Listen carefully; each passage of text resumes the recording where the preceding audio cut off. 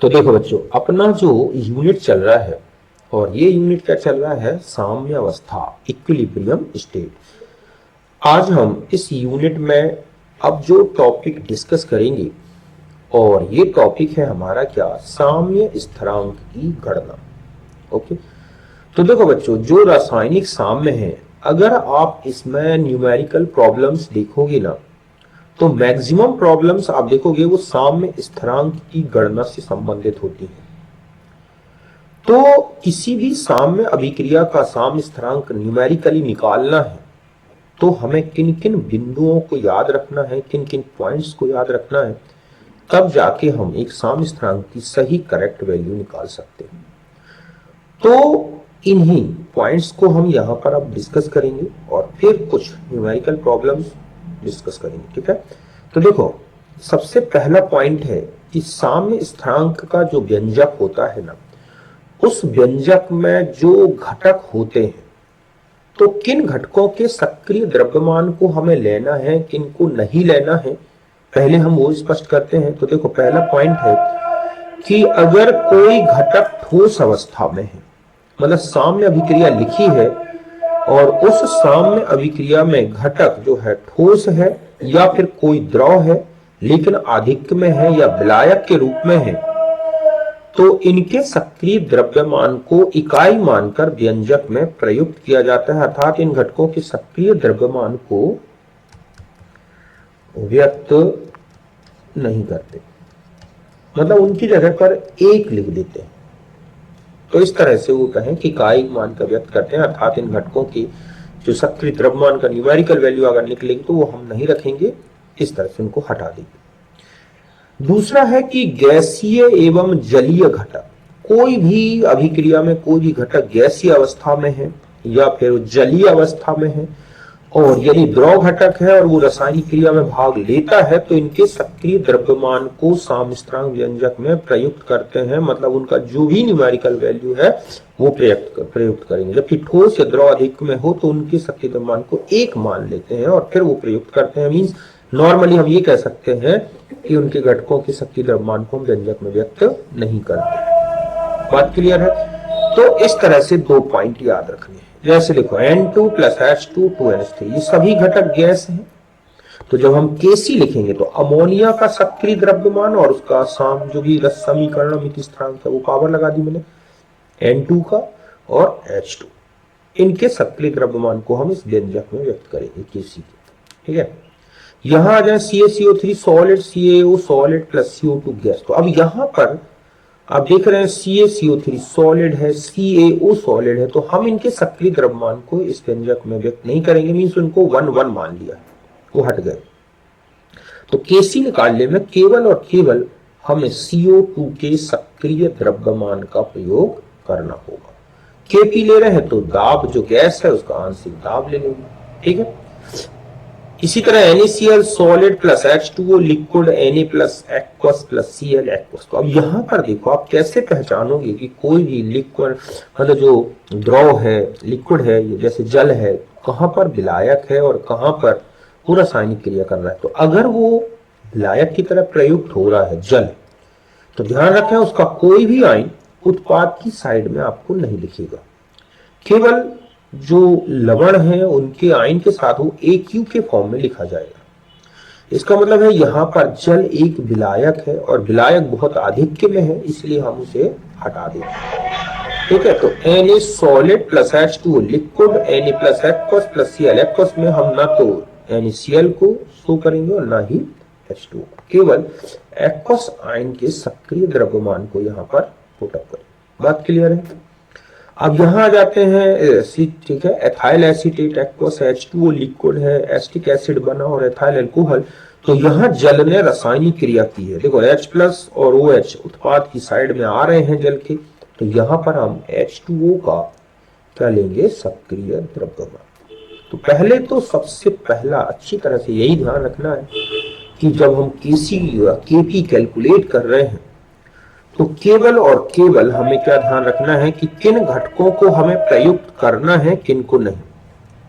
ध्यान रखें, Kp का अगर, ठीक है, Kp के निर्धारण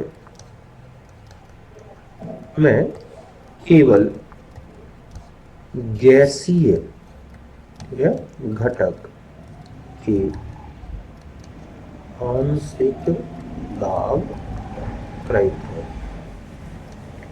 मतलब सॉलिड, लिक्विड, एक्वस कुछ भी है, हम उनके लिए केपी में उनको जगह नहीं देंगे, उनको प्रयुक्त नहीं करेंगे। केपी के निर्धारण में केवल और केवल गैसीय घटकों के आंशिक दाब यूज होते हैं, क्योंकि जो घटक गैसीय है वही तो दाब उत्पन्न करेगा। तो इस तरह से पहला पॉइंट है कि आपको जो दर्श ये है साम्य स्थिरांक का समीकरण में किन घटकों को रखना है और किन को हटाना है, ये आप अच्छी तरह से ध्यान रखें। यहां तक बात क्लियर है। अब आता है साम्यावस्था में घटकों के सक्रिय द्रव्यमान तथा घटकों के मूल का निर्धारण, क्योंकि जब तक हमें साम्यावस्था में घटकों के सक्रिय द्रव्यमान नहीं पता तब तक हम केपी हो या केसी हो कैलकुलेट नहीं कर सकते। तो आपको सबसे पहला काम है कि जो भी आपको साम्य अभिक्रिया दी गई है उसको संतुलित करके लिख लें, बैलेंस्ड बना लें। ठीक है, मतलब जैसे N2H2 मिलकर अमोनिया बन रही है तो आप लिखेंगे N2 + 3H2 gives 2 अमोनिया। तो जो भी समीकरण आपको दिया गया है एक मूल के लिए बनने का या एक मूल अभिक्रिया के लिए, तो आप उसका एक संतुलित रासायनिक समीकरण बना लें। जैसे मैंने ये बनाया N1A + N2B N3C + N4D। मान लो ये सब गैस है, ये भी गैस है, ये भी गैस है ना, इस तरह से। अब प्रारंभिक मोल लिख दें। अभिकारक जैसे दे रखे हैं A और B, उनके मोल्स A और, ठीक है, स्मॉल a और स्मॉल b, ये प्रारंभिक मोल है। आपको कोई भी मात्रा किसी भी यूनिट में दे रखी हो, वॉल्यूम में दे रखी हो, ग्राम में दे रखी हो, सबसे पहला काम है आप उसे मोल में चेंज कर लो। इसमें चेंज कर लें मोल में। तो आपने इस तरह से a और b के मोल लिख दिए। उत्पाद के प्रारंभिक मोल तो 0 होंगे, क्योंकि अभी अभिक्रिया में जब अभिकारक ही प्रारंभिक मोल में है तो उत्पाद नहीं होगा। हमें ऐसे भी सामने समीकरण मिलेंगे जहां उत्पाद के भी मूल्य दे रखे होते हैं यहाँ पर, तो हम उनको भी यहाँ लिख देंगे, लेकिन अभी हम यहाँ सिर्फ अभिकारक को लेके चल रहे हैं। फिर साम्य में जब हम मूल्य लिखोगे, ठीक है, तो साम्य में जब हम मूल्य लिखते हैं तो ये हो गए, ये क्या करेंगे A - N1X। अभी मैं बताऊंगा x क्या है। तो यहां हो जाएगा A, ठीक है, आपने लिख दिया ये A - N1X। ऐसे यहां पर चले जाए तो v के मूल -N2X, यहां हो जाएगा N3X और यहां क्या हो गया N4X। तो ये जो आ गए Na, Nb, Nc, Nd, यही कहलाएंगे साम्य में घटकों के मूल। समझिए ना, तो ये कहलाएंगे साम्य में घटकों के मूल।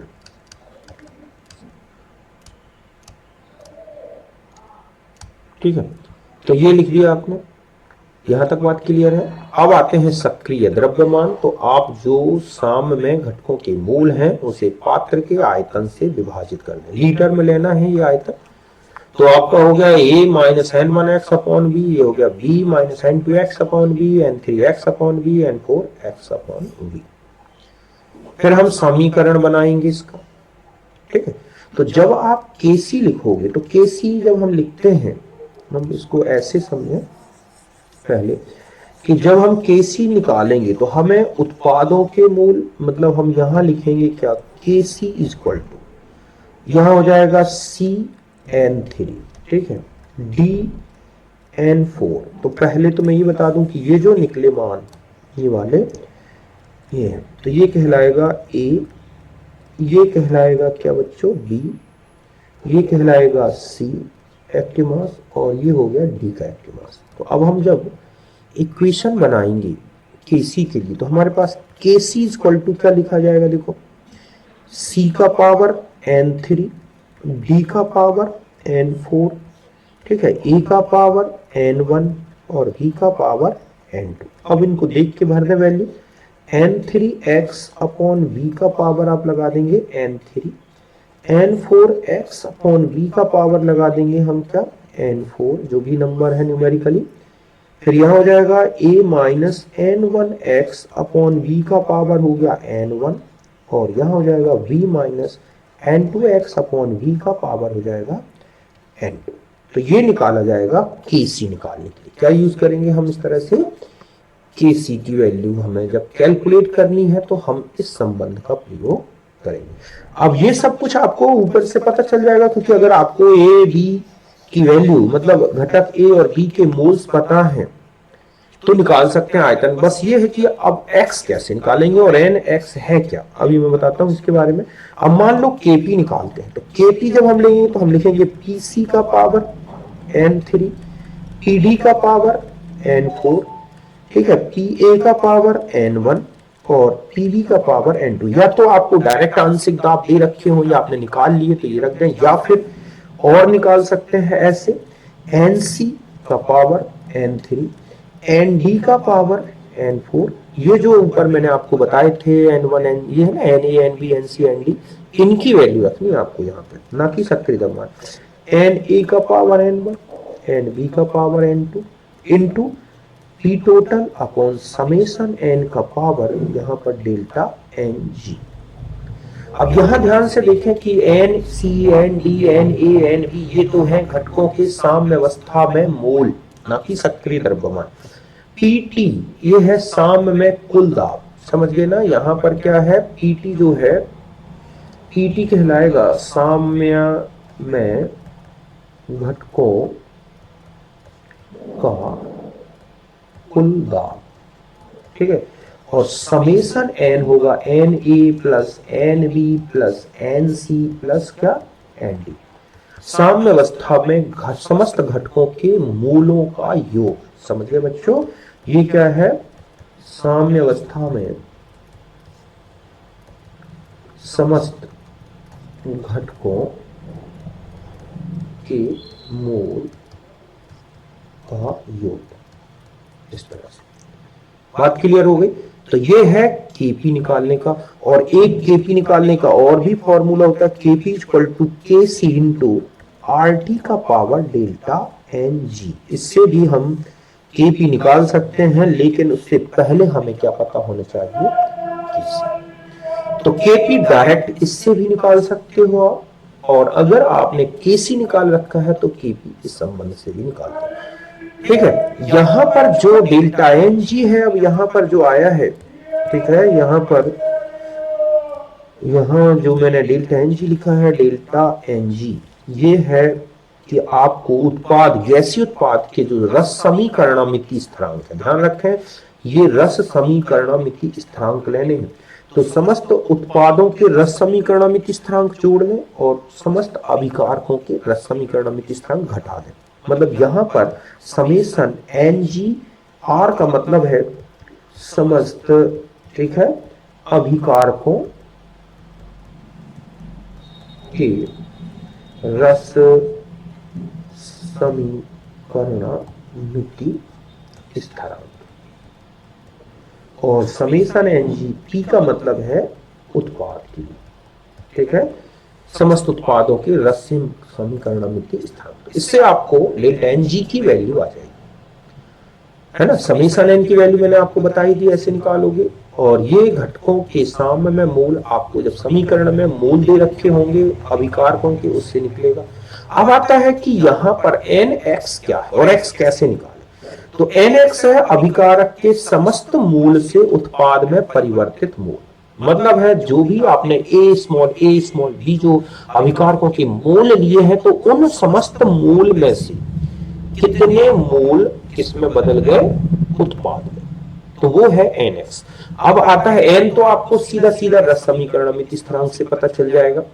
अब आता है x कैसे निकालें। तो देखो बच्चों, x निकालने के लिए अगर अभिक्रिया में एक या एक से ज्यादा घटक है, अगर एक ही घटक है तो एक जो घटक होगा अभिकारक, उसकी प्रतिशत मात्रा बता दी जाएगी जो उत्पाद में बदल रही है, तो वो कहलाएगी अल्फा परसेंटेज। समझ गए ना कि यदि अभिकारक ए के सापेक्ष प्रतिशत मात्रा जो उत्पाद में बदल रही है वो दी गई है, ठीक है। हमने यहाँ दो घटक लिए हैं ए और बी, वहां मान लो एक ही घटक दे दे तो सीधा अभिकारक की सापेक्ष प्रतिशत मात्रा जो उत्पाद में बदल रही है वो दी गई हो। और अगर एक से ज्यादा घटक है, जैसे आपने लिया है यहाँ ए और बी, तो ए के सापेक्ष दी गई है, तो आप इससे निकालोगे एक्स। प्रतिशत मात्रा जो उत्पाद में बदल रही है upon 100 equal to N1 X upon A. देखो N1 आपको ए का रस समीकरण अमित स्थिरांक लेना है, ए घटक ए के मूल प्रारंभिक मूल, तो यहां से X निकलाएगा इस तरह से। अब मान लो कि ए के सापेक्ष ना देके बी के सापेक्ष दे रखी हो प्रतिशत मात्रा जो उत्पाद में बदल रही है, तो फिर आप ये फॉर्मूला लगाओगे अल्फा प्रतिशत upon 100 equal to N2X upon B, तो इससे X आ जाएगा। तो आपको क्वेश्चन अगर दिया जाएगा तो घटकों के मोल बता दिए जाएंगे, पात्र का आयतन बता दिया जाएगा, घटक की जो मात्रा उत्पाद में बदल रही है उसका प्रतिशत दे दिया जाएगा, या फिर अगर मान लो आपको अभिकारकों के सापेक्ष नहीं दी गई मात्रा, फिर X निकालना है, लेकिन उत्पाद के सापेक्ष दी गई, तो आपको करना क्या है, यदि उत्पाद के साम्य में मोल दिए गए हैं तो अगर साम्य C के उत्पाद मोल बताए गए हैं तो आप NC इक्वल टू N3X कर दोगे, ठीक है। तो X निकलाएगा NC upon N3। NC मतलब साम्य में उत्पाद के मोल अपॉन उस उत्पाद का साम्य ये है कौन सा, रस समीकरण अमित स्थिरांक। ऐसे D के सापेक्ष दी रखी है तो आप इससे निकाल लो। ऐसा करके आप X निकाल लोगे और बस X की वैल्यू पुट अप कर देनी है तो आपका साम्य समीकरण हल हो जाएगा। अब आती है यूनिट क्या दोगे Kc और Kp, तो Kc की यूनिट होगी मोल पर लीटर का पावर डेल्टा Ng और Kb की यूनिट होगी ATM का पावर डेल्टा Ng या बार का पावर डेल्टा Ng। अब हम एक एग्जांपल से समझते हैं बच्चों। देखो जैसे लिखा है NO2 plus CO equal to NO plus CO। इस अभिक्रिया में 1 मोल NO2 तथा 2 मोल CO को 1 लीटर के पात्र में रखा गया। यदि साम्य स्थापित होने पर 25% CO अभिक्रिया कर चुका है तो साम्य स्थिरांक क्या होगा। तो देखो यहाँ सीधा सीधा आपको CO के सापेक्ष मात्रा बता दी गई प्रतिशत में जो उत्पाद में बदल रही है, पात्र का आयतन दे दिया गया है, अभिकारक NO2 और CO के मोल बता दिए गए हैं, बस हम संबंध में रखेंगे। NO2 का 1 मोल मतलब ये क्या है बच्चों, यहाँ पर प्रारंभिक मोल। आप यहाँ पर क्या लिख दिया आपने, ये लिख दिया मैंने प्रारंभिक मोल, इस तरह से ये लिख दिया प्रारंभिक मोल 1 और 2, है ना। फिर हम यहाँ पर आ जाए, इसका रस समीकरण अमितीय स्थिरांक 1 है, इसका भी 1 है, तो हम लिखेंगे 1 माइनस NX और इसे लिखेंगे 1 माइनस x, n नहीं है तो 1 माइनस x, यह हो जाएगा 2 माइनस x, इनके भी रस समीकरण अमितीय स्थिरांक 1 है तो ये हो जाएगा x और s।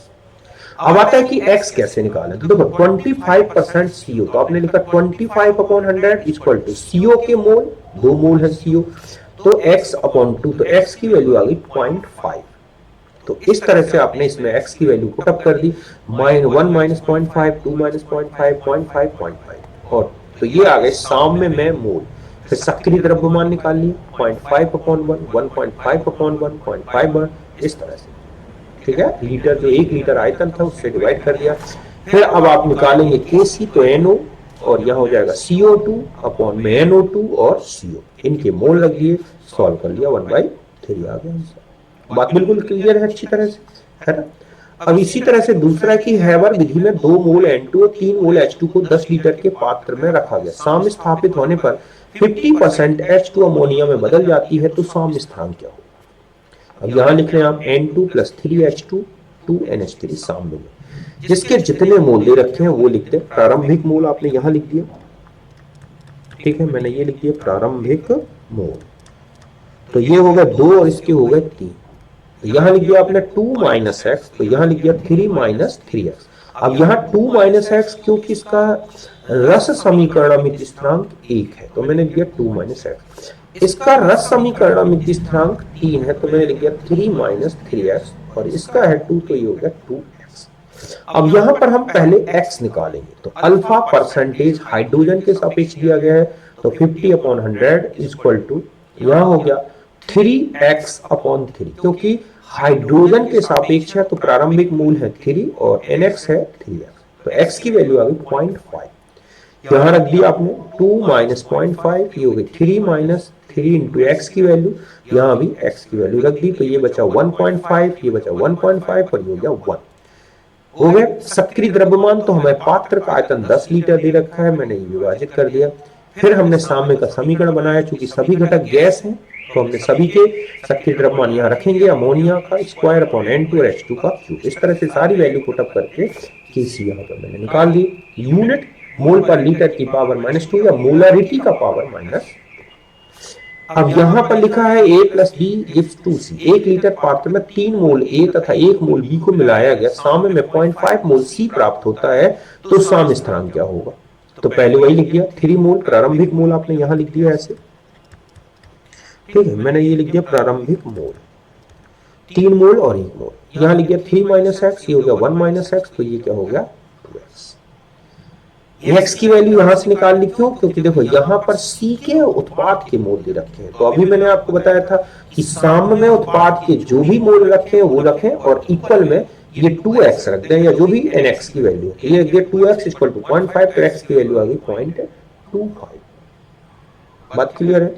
अब हम यहां पर 0.25 की वैल्यू को अच्छी तरह से पुटअप करके और फिर सॉल्व कर देंगे हम, ठीक है। तो आप अच्छे से देखो इसमें कि कितना किसका वैल्यू आ जाएगा।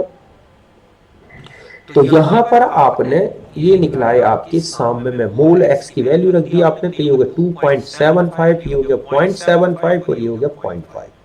एक्टिव मास में बदल दिया, पात्र का आयतन 1 लीटर था तो 1 लीटर से वैल्यू पुटअप कर दी, 0.12 आंसर आ गया। यदि अगला क्वेश्चन, यदि 50% PCl5 के वियोजन में साम्य में कुल दाब 4 ATM प्राप्त होता है, तो 80% वियोजन में साम्य दाब क्या होगा?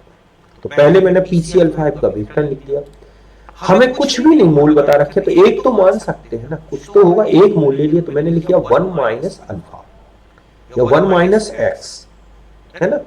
तो यहां पर अगर आप देखें तो यहां पर मैं x लेके कर दूं, यहां पर मैंने ले लिया 1 - x, तो ये x, तो ये x।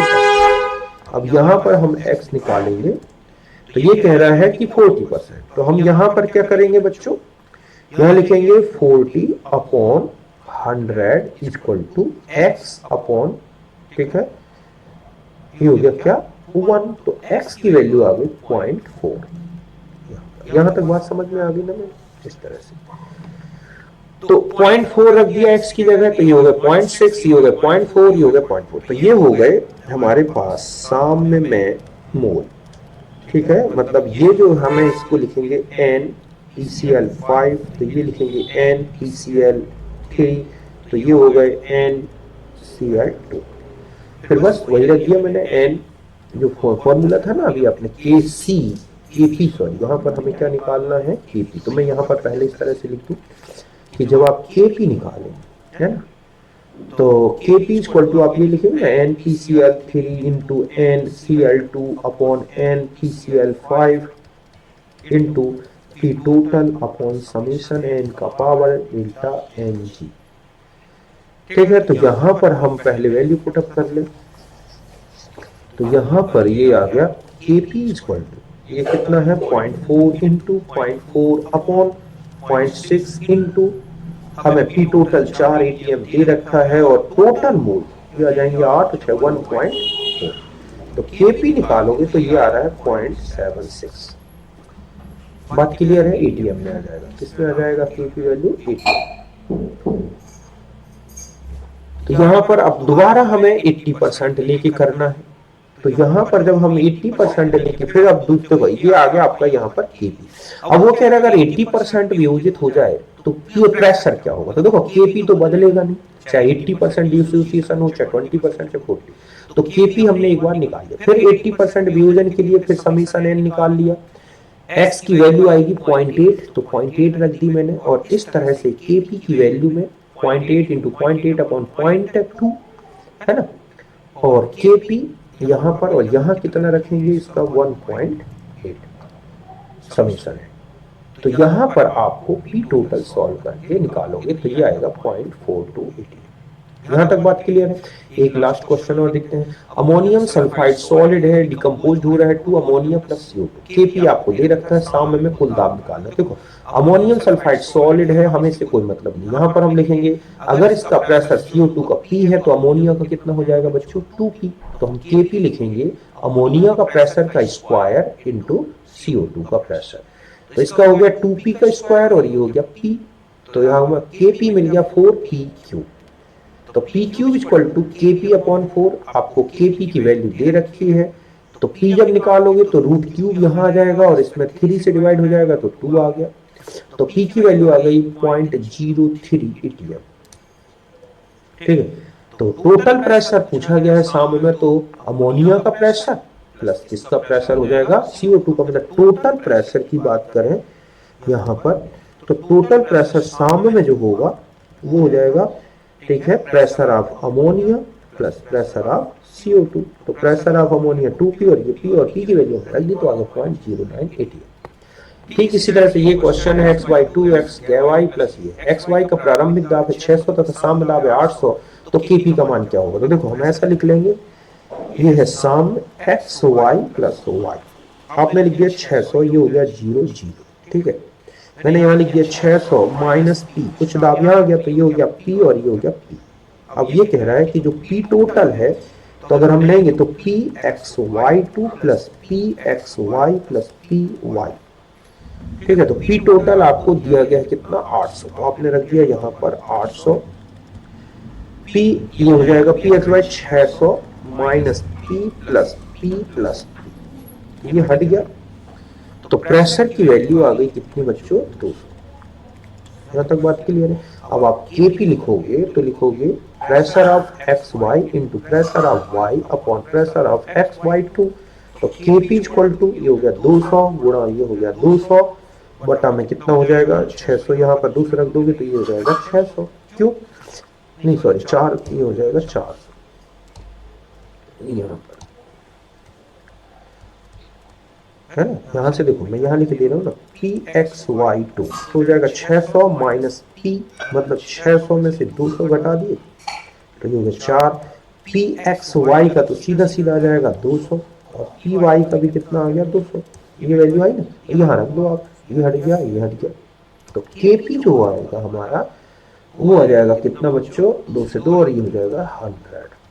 तो इस तरह से हमने kp की वैल्यू कैलकुलेट कर ली। बात क्लियर अच्छी तरह से। तो इस तरह से हमें क्वेश्चन सॉल्व करना है। तो आज इतने ही हम क्वेश्चन डिस्कस करेंगे, बाकी क्वेश्चन नेक्स्ट उसमें, ठीक है।